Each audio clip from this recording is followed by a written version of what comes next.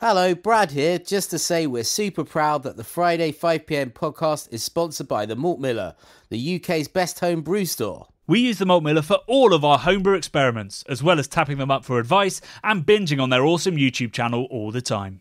That's why whenever we release a homebrew video, we put a recipe kit live on the Malt Miller, so you can brew with the exact same amazing ingredients that we did. The same ingredients used by pro brewers. So alongside the Malt Miller's nitro-flushed hops, cold-stored yeast and milled-to-order malts, you can pick up recipe kits for our 5 Points Best Bitter, Russian River West Coast IPA, and now the fastest beer in the world, a hazy session IPA that goes from grain to glass in less than 48 hours. Sign up to their newsletter at tinyurl.com/Malt Miller to get 5% off your first order.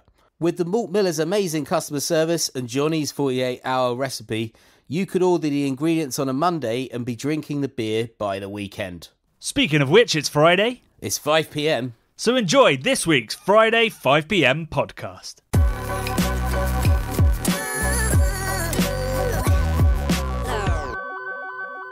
It's Friday, it's 5pm, and it's also St. Patrick's Day.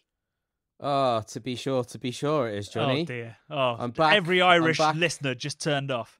You should have got Owen on instead of me, but I'm back. Or instead of me. Could have been you and Owen. Well, yeah, okay, maybe one day. He'd have to bring the beer chat though, obviously. Yeah, St. Patrick's Day. What a great day to be a beer drinker. Are we going to be treated to your spurious claim that you're part Irish? I'm definitely part Irish. So my dad was like adopted. So his birth surname was Collins. My surname now is Evans. Collins is about as Irish as you can get. So definitely. Have you done the who do you think you are and gone back? No, none of that. Just don't need to do that. I know in my heart, Johnny. when I hear a sort of tin whistle, my heart flutters. And the drum, I can't remember what the drum's called, and the fiddle, mate. I am going to go to Ireland for the first time in my life next week. So Irish, he's finally going. Yeah. Well, it's weird that I've never been, but I'm going a couple of days after St. Patrick's Day with my girlfriend. We're just going for like literally like a day and a half. We're going to go out there. We're going to hit some of the great classic bars. I found some great brunch spots. I found like a rooftop brunch spot. Why can't I say spot? And all sorts of things over there that are going to be fun and keeping us entertained. Hopefully we can go to Whelan's, get some live music. And I can't bloody wait, mate. But I tell you what, it is St. Patrick's Day today. And you don't just have to drink Guinness, although I will be drinking some Guinness because I'm going out with Tommy, my very good Irish friend. And I will be consuming vast amounts of Tato crisps as I tour the South London Irish boozers, my favourite Irish boozers, which include amongst them the Blythe Hill Tavern, Marquis of Granby, and my favourite, the Dog and Bell. So yes, but you can drink all sorts of things, can't you, Johnny? All kinds of stouts. Well, yeah, we've put together a playlist this week of all the dark beer, stout and stout adjacent videos that we've ever made. So lots of porter chat, imperial stout chat, all that kind of stuff. We've put it into a playlist that you can dig into and enjoy. There's a link in the descriptions box. Because we do like Guinness. Well, Brad loves Guinness. I like Guinness. But obviously we should be supporting our independence and spreading the love. Not just directing the love at St. James's Gate. So yeah, we've put that playlist together, and I probably won't be going out. I've got a young family, but I will be digging into some delicious stouts from my stash tomorrow. Probably a lot of barrel-aged stuff, because that's what my fridge is mostly made up of. Barrel-aged sours and barrel-aged stouts, because those are the things I don't drink on a regular basis. But obviously Anspach and Hobday should get a huge shout out here, particularly given that Brewdog are trying to muscle in on the territory that they muscled in on over Guinness. There's a lot of muscling.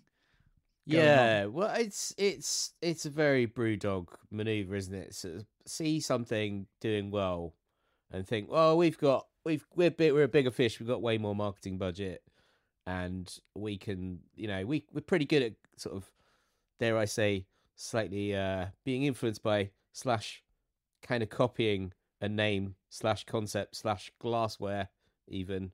An entire concept, we could say, almost, and just sort of trying to capitalize on it. It's very cheeky, Johnny. It's nothing to be surprised by Brewdog, but I mean, it is definitely one of their more outrageous, I think, campaigns. They've had quite a lot of backlash, haven't they? Every post I'm seeing is just getting annihilated. It's panned out terribly for them, and so it should, because they've directed this campaign. I think I've talked about this last week, so we won't dwell too long. But they've directed this campaign at Guinness. But at the end of the day, the losers are going to be the smaller independents that are, carving out nice little local niches, and doing so in much more creative ways and making much better content with small independent craft beer channels on YouTube, and you can watch that in the playlist. So we'll save the actual Guinness chat for next week, because you're going to have all these stories. And actually, I'm going in. When am I going? End of April for book research as well. So the Irish content is going to be positively spilling over. It won't be doming. It'll be spilling over. There'll be no domage of Nitro Stout and indeed Irish craft beer content, because I'm going to try and drink as much independent small beer from Dublin as possible when I'm over there. Have you been up to anything beery this week? Can't say that I have, Johnny. Just saving up for tomorrow. Just life stuff going on at the minute. This will be the first drink that I've had in a couple of weeks, really. So yeah, I've just been I've as people might know, I've just taken a little bit of a breather the last couple of weeks, and that includes from sort of drinking too much, well, not too much beer, but just drinking any beer really at this point. But yeah, I'm certainly looking forward to the crack tomorrow, as they say. Well, I took a little break from alcohol as well, Brad. Did you? Because as any young parent will know, your children bring endless bugs back from nursery. So I was fighting one of those this week, and I was supposed to go to a homebrew bottle share, first one I've ever been to, and had to renege on that. I was supposed to go to a lecture about ancient beer and had to skip that. But I did spend all of this morning running around supermarkets buying best bitters. Supermarket sweep, Dale Winton. It was, although you shouldn't really do that with glass bottles. That would be pretty dangerous. Yeah, I wouldn't like to see that episode of Supermarket Sweep where someone, a drunkard, is just sort of wholesale with their arms sweeping best bitter bottles into a shopping cart. And that's what it was like if you're watching CCTV. Everywhere, just smashing everywhere, Johnny. Don't go to Sainsbury's Stevenage, because they're still mopping up. But it was interesting. So I was doing this morning. So I went to Sainsbury's, Tesco's, Aldi, got some knockoff bitters and Waitrose, because Waitrose. And honestly, the looks I was getting for buying beer in the morning, and buying quite a few bottles, but all different brands. Like, I really think if somebody went in there and bought some nice wines in the morning, people wouldn't bat an eyelid. But just because it was beer, I was getting looks. The lady in Aldi said, "Are you sure you want a receipt?" As if it was some illicit thing, and the receipt would be what rumbled me. I was like, I've bought 2 knockoff bitters. This isn't the start of a problem. Well, it might be the start of a problem, because it could be terrible beer. You used a business card, so she might have been looking at it thinking, what the hell is this guy doing drinking this time in the morning with a business card? Doing some crafty expenses. No, I don't think they look. I mean, it's tappy these days, isn't it? So they don't really get a look in.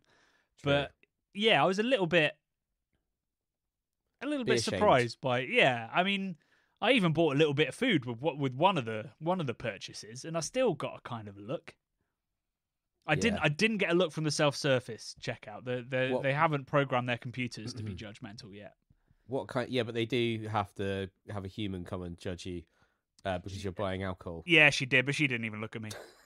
So what kind of food were we talking, Johnny? Was it food to go with the best bitters? Was it a Scotch egg or?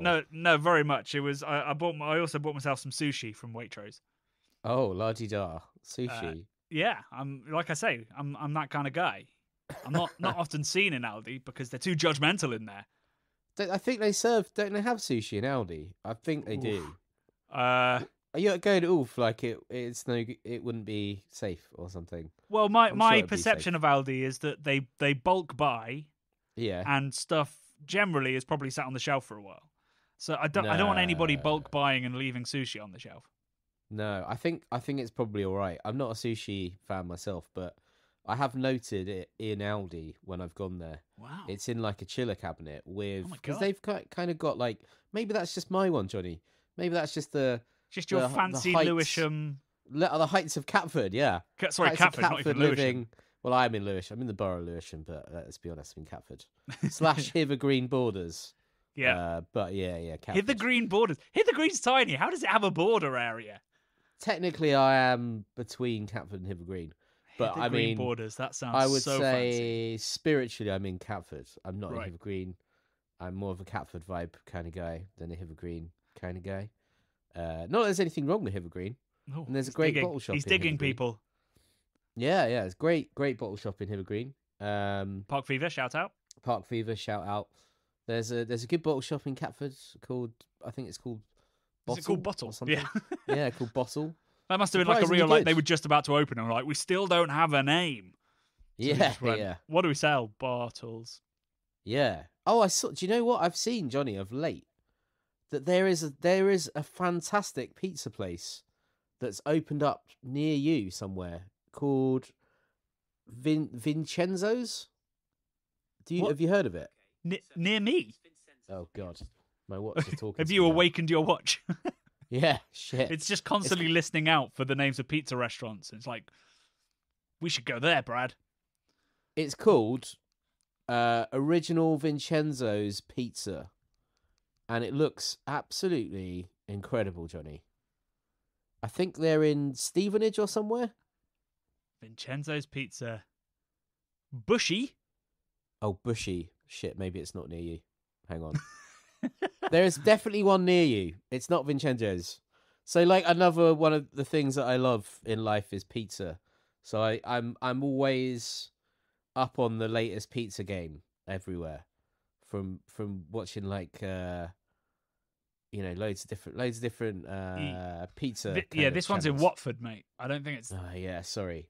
That's not the one. Look, I'll tell you what. Next week I'll come back with the one that's near you. Yeah, I want to know because we have great pizza, amazing pizza, in Hitchin, but you want to go to more. You want to be able to do a pizza crawl.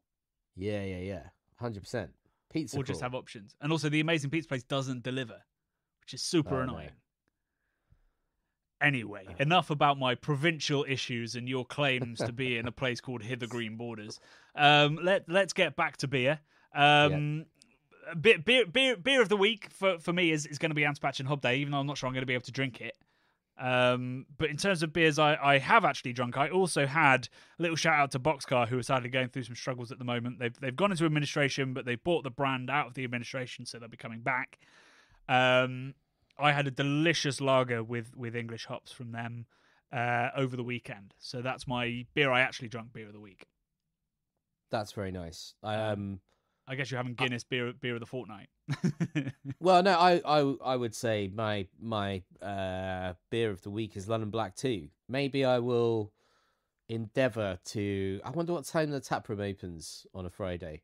Maybe I'll try and go there first before I start on the Guinness. Or you can look because they've got a great map on their website. Maybe there's somewhere closer to you that has it on. Oh shit, there certainly is. So I can go. Next to the Marquis of Granby in New Cross is a micro pub called the Shirker's Retreat, which I absolutely love, and I've been there quite a lot of late. It's just the vibe is fantastic, the beer is immaculate, and they have a permanent line of London Black on. There you go. That's it. It's your beer of the week. It's your beer of the week. Right. Great stuff. Let's talk about this week's video then, which was. Nice. An epic. Anybody who was following me on Twitter over the last couple of days will know that the video started at 90 minutes. And generally we aim to get all of our feature videos, brewery feature videos, under 30. This one just It just wouldn't cram into that little space. So it's a 35-minute, borderline feature-length documentary about Adnams. Amazing. Yeah, they got their money's worth from the bar bill, didn't they? Dude, they certainly did. Yeah, we did drink quite a lot, actually, when we were with them, didn't we? Yeah, to be fair, it wasn't a small bar bill. I had a steak. I think I had a steak. You did have a steak, yeah. You guys had oysters. It was quite opulent. And we had oysters. It was.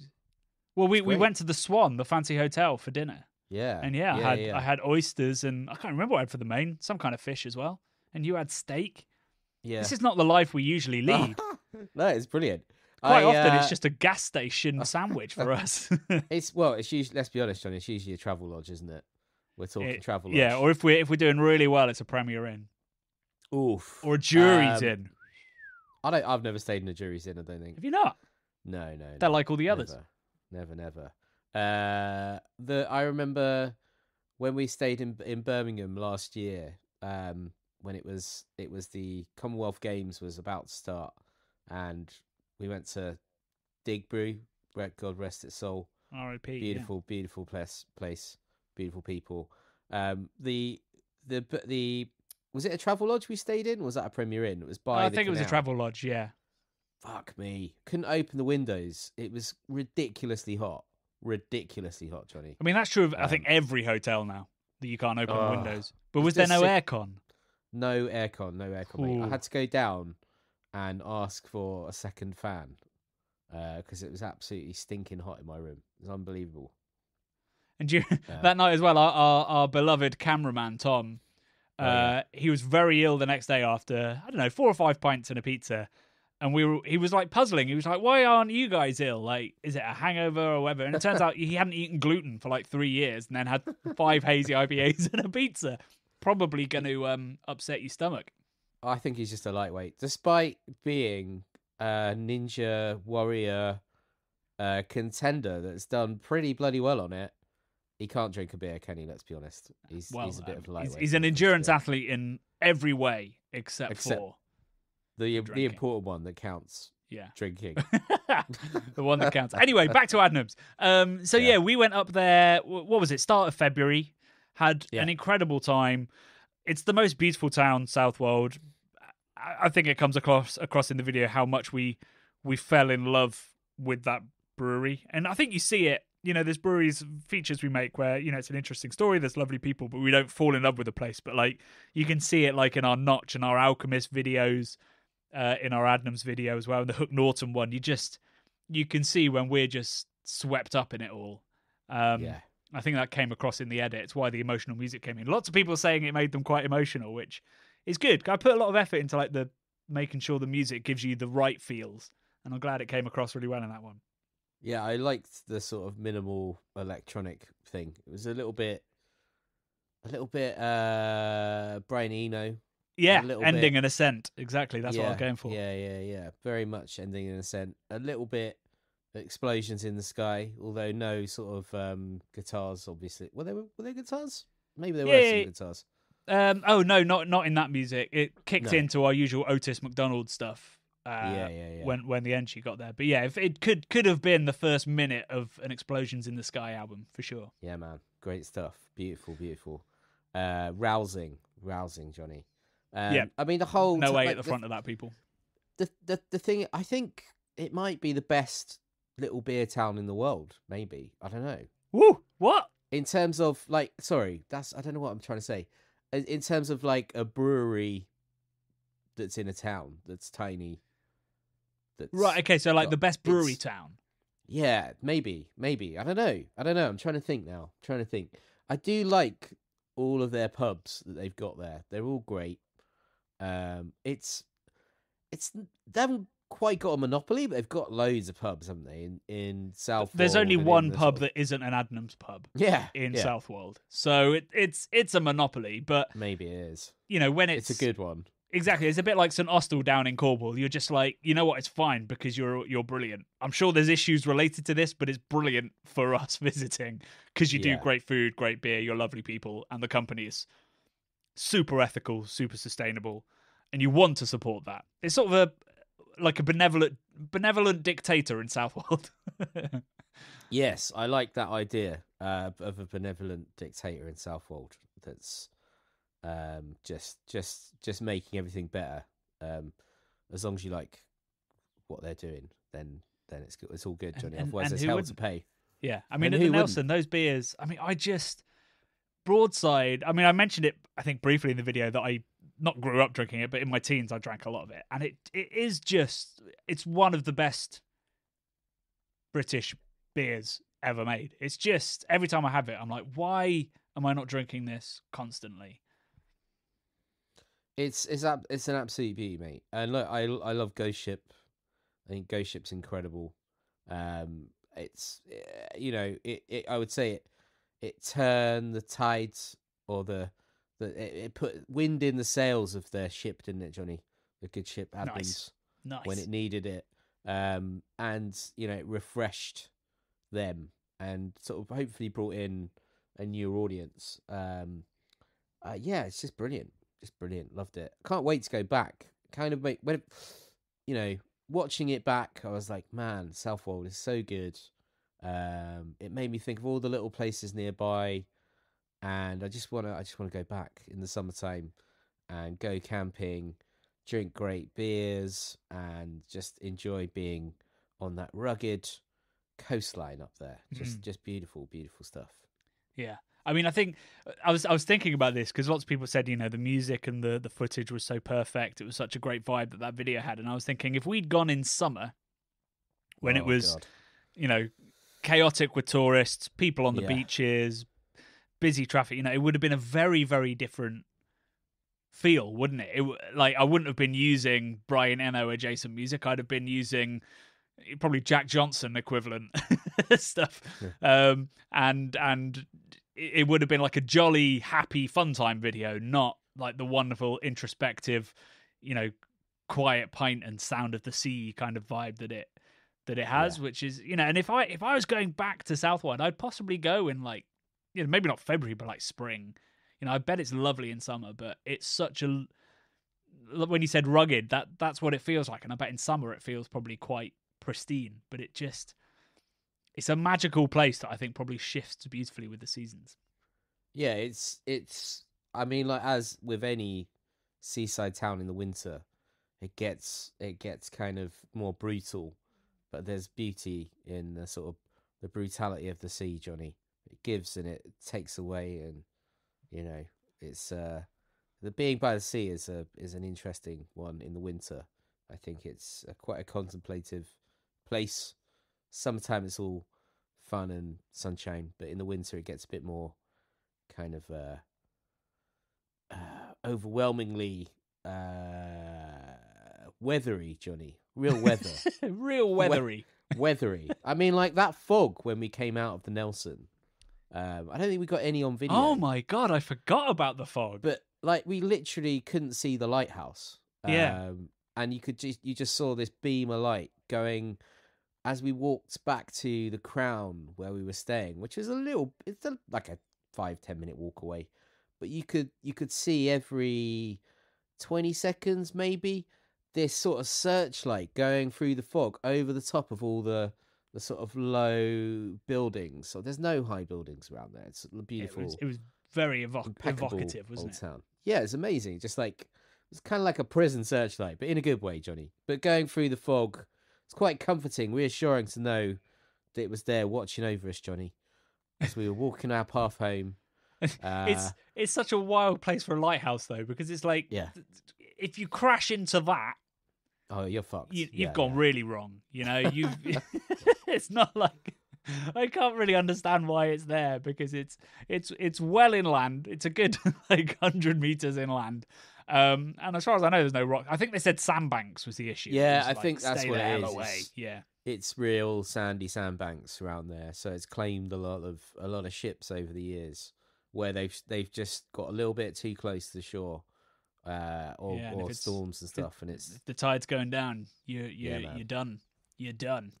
That's it. Yeah. Did you see any wonderful comments? So we had a comment from Kevin Lauf. Very, very complimentary comment. Said, such a fantastic video. I love these longer form pieces. Well done. I particularly enjoyed hearing Fergus talk about being a custodian of beers at Adnams and how really their beers belong to those that drink them. What a fantastic way to look at things. I couldn't agree more. I think we haven't. Well, no, I was going to say we haven't been to many breweries that have that perspective, but we have, because we've been to Hook Norton, we've been out to Pilsner Urquell, we've been out to lots of Munich breweries at this point as well, and they've all got this sort of heritage, a rich sort of heritage, and a love for what they do over time, and respect for their tradition. Yeah, I mean, it's these breweries that are old enough that the people that work there, I guess old enough and secure enough that the people that work there know that this brewery and the beer is going to outlive them. Yeah, so, like none of the founders are alive anymore at these breweries. So there's almost like no ego about, like I am more important than the liquid I'm making, It's like the liquid or the beer is transient enough that you'd be like, well, if it stops working, we'll change it. That's what I think is interesting about micro breweries. There's not many microbreweries that have beers that have sort of taken on a life. Well, there are certain, like I'm trying to think, like, maybe Gamma Ray for Beavertown, Sonoma for Track. A couple of these, maybe Anspach and Hobday, London Black, will get to that point where it's like, well, this is its own thing now, and it could last for a long, long time. But mostly, it's the whole of the craft industry is built on constant change, constant innovation, so you don't ever really reach that point. And maybe lots of these breweries will eventually, but it's a very different perspective to most people who are like, oh, the IPA, our core IPA is not really selling, we'll change it. Yeah, it's a totally different perspective, and I think that comes from, what does it come from, Johnny? It's not about feeling secure in yourself. I don't think any of the more established breweries necessarily rest on their laurels, but I think the people that work there they feel like they have a responsibility to do these all-time classics justice, and not to change them. Well, some of them sort of evolve, but I think also that the pressure is, we've spoken to these people that are custodians of beers, but they're only allowed to be custodians because other things are working. Like you look at Adnams, and they've had Ghost Ship, and that has entirely changed their business. Their business is almost built off of that beer, and increasingly the low alcohol version as well, and that allows them to be custodians. Say like, well, we're never ever going to change Southwold Bitter or Broadside. If they didn't have Ghost Ship, maybe they'd be looking at those beers and being like, is there something we need to do with these? Because for every Adnams, for every Timothy Taylor's, for every St Austell, there's the breweries that haven't managed to adapt and change, or haven't managed to keep growing a brand, and are disappearing, even though their beers, are just as worthy of custodianship. I was at one when I went with Crossover to watch the Spontaneous brew. Like where Elgood's, where they were brewing, they make fantastic traditional ale, but they're, let's be honest, slowly declining. Maybe they won't last more than a couple of years after this. And I guess they are being custodians, but it's almost like a for as long as we can kind of vibe. I would say it's privilege, but they've built it themselves, Adnams. So it's something very romantic. Oh God, my watch. Sorry about this. I don't know why my watch is talking. I don't know if that came out on this podcast.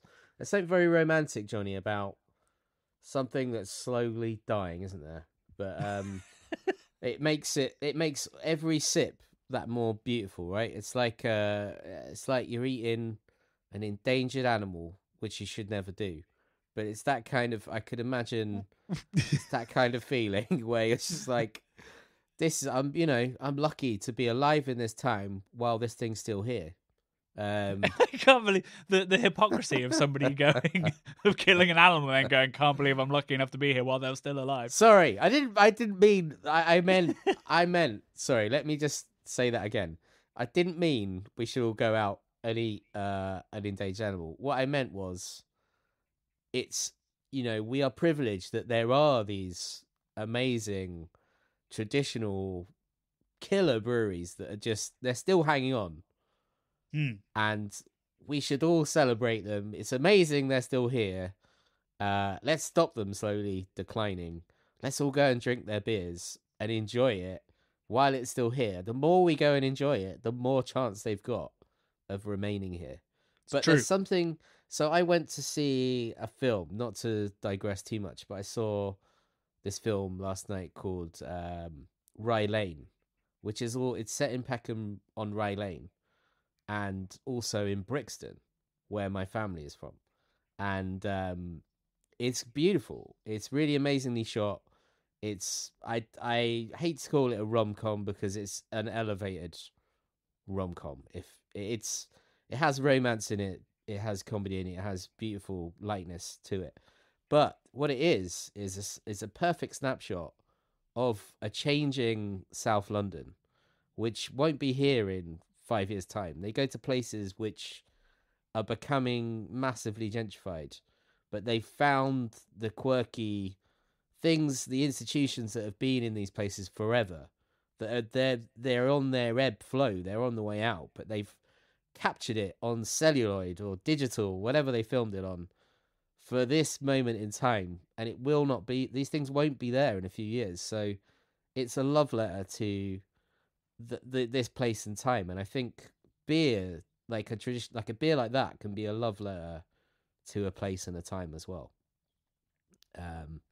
So bit long-winded there, Johnny. But I totally agree. It's one of the things that I love about beer because it's so ingrained in culture. The drinks that you're enjoying and the places you're enjoying them are so vital to whatever place they're in, whatever time they're in. Yeah. Which isn't necessarily true of, say, I mean, it's definitely true of wine if you go to France, and, you know, increasingly true in the UK as we start to make our own wines. But you need, you know, real meaning can be extracted from beer by drinking it in the place where it's from or the place where it's significant to a certain person, and there's a lot of joy to be had from that. Anyway, we're running out of time, and I wanted to talk about a comment that I saw, which came from Michael Piazzoni. He said, "Great episode. Thanks to Brad for taking a look at the audience during your discussion with Fergus, like we were sitting at the end of the table with you."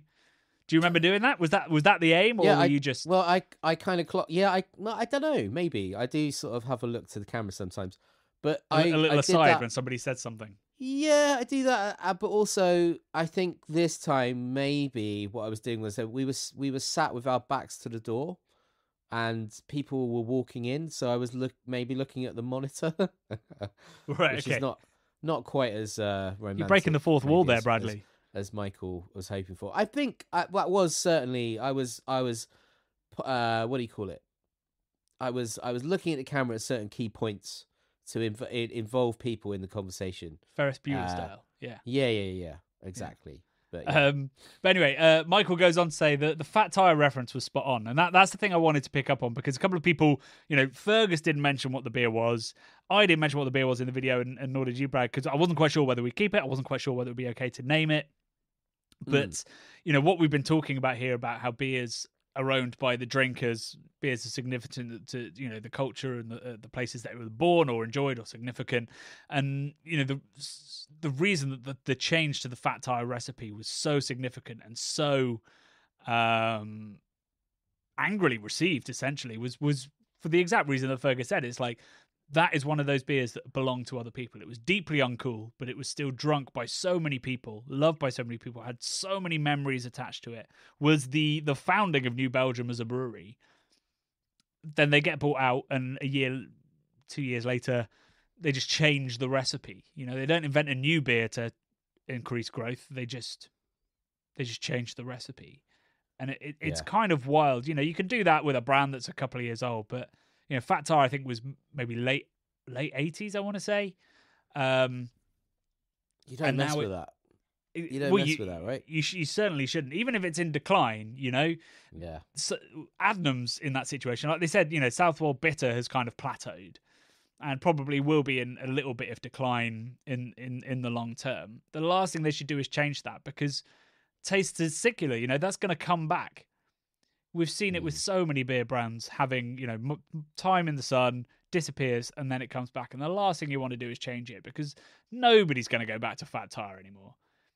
It's going to have a bump in growth. Maybe it's a delicious beer and it will grow again on its own terms, but it's not Fat Tire, and it's not going to have the same nostalgia or memory for any of those people. And it's a real shame that Lion felt that it was okay to do that and have gone ahead and done that. I think it's an example of a large brewery doing exactly what we expect of them when they buy famous, much-loved breweries.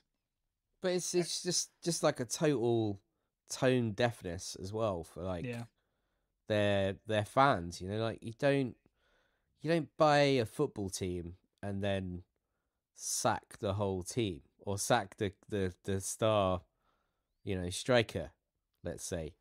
Well, I mean, some people do that, but maybe it's received in the same way. But the fans aren't going to love you for it, though, are they, Johnny? No, you can't rip the heart out of it. No. And that's kind of what they did. And I'm not even sure they need to do it, because Voodoo Ranger, their IPA, is, I think, the fastest growing beer brand in the States. So, it's not like volume was a struggle for them.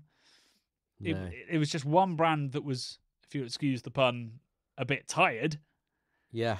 And they were like, well, we tear it apart then. It's just, it's not the way that business should be done in almost any category, but certainly not beer, where there's so much emotion and history attached to it.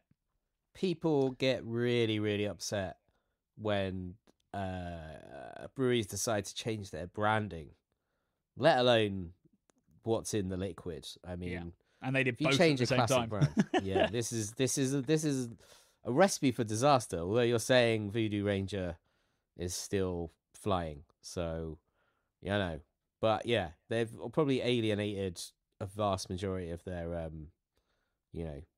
mean, if you're a Fat Tire fan, you're not going to be drinking new Coke of Fat Tire, are you? No.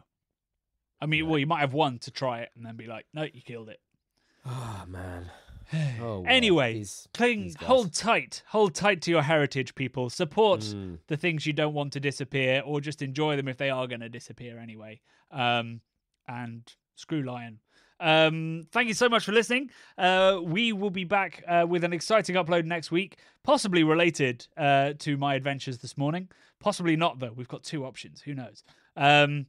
And the last thing to mention is that we have our next live show is all planned. It is with the incredible OG of British craft brewing, which is the Colonel. We will be joined by them on the 27th of April. So put that in your diary. For this one, we've teamed up with Bruiser, which is an online subscription box. You can join their subscription. It's very easy to cancel if you don't want to continue. But if you use the code CBC8, you will get £8 off your first box. So you will get the box for probably less than 30 quid delivered, right? That's bloody brilliant, eh?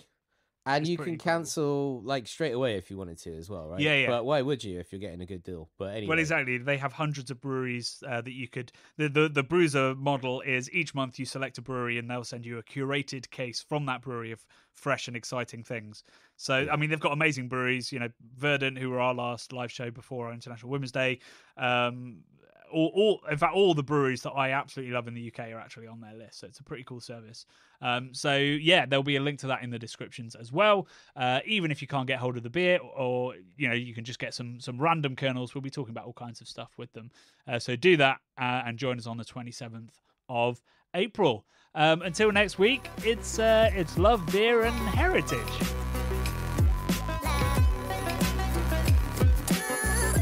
The Bubble and Friday 5pm podcasts are brought to you by the nerds behind YouTube's craft beer channel. You can watch over 400 mini documentaries at youtube.com/the craft beer channel. And if you love what we do, support us via Patreon and get access to merchandise and our amazing Discord forum, a positive and welcoming space for everyone who loves beer, food, and homebrewing. Love and beer.